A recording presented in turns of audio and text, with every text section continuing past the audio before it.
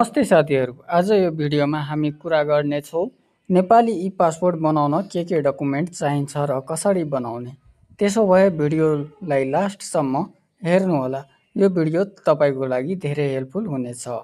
सबभन्दा पहिले ई पासपोर्ट बनाउन प्री इनरोलमेन्ट फर्म भर्नुपर्छ, जसले अनलाइनमा एपोइन्टमेन्ट दिन्छ।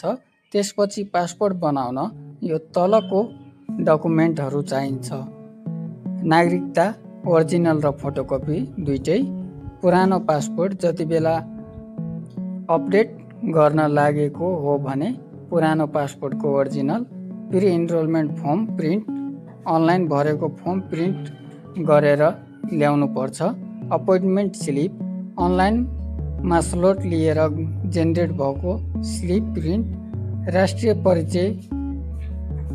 परिचय कार्ड, नेसनल आइडी यदि छ भने हेल्पफुल हुन्छ, म्यारिज सर्टिफिकेट विवाहित भए नेम चेन्ज भएको छ भने, माइनर पासपोर्ट बालबालिकाको लागि, जन्मदर्ता प्रमाणपत्र, बर्थ सर्टिफिकेट, बुवा आमाको नागरिकता, सिफारिस पत्र।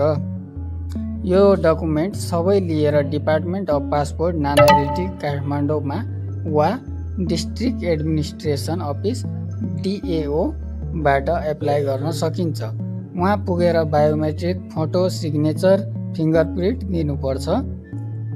पासपोर्टको टाइप अनुसार फी फरक पर्छ। 34 पेज नर्मल 5000 7 दिनमा आउँछ भने 66 पेजको 10000 7 दिनमा आउँछ। अर्जेन्ट 34 पेज 12000 2 दिनमा आउँछ भने अर्जेन्ट 66 पेज 20000 2 दिनमा आउँछ। यो भिडियोले हेल्प गरेको छ भने लाइक, सेयर र सब्सक्राइब गर्न नबिर्सिनुहोला। अर्को भिडियोमा हामी e passport online pre enrollment form कसरी भर्ने स्टेप बाई स्टेप सिकाउने छु र यो भिडियोको लिङ्क मैले डिस्क्रिप्सनमा पनि राखिदिएको छु। त्यहाँबाट पनि तपाईँ ई पासपोर्टको pre enrollment form step by step कसरी भर्ने त्यो म सिकाएको छु। प्लिज गएर हेर्नुहोला। धेरै माया र सपोर्ट दिनुहोला। धन्यवाद। Thank you.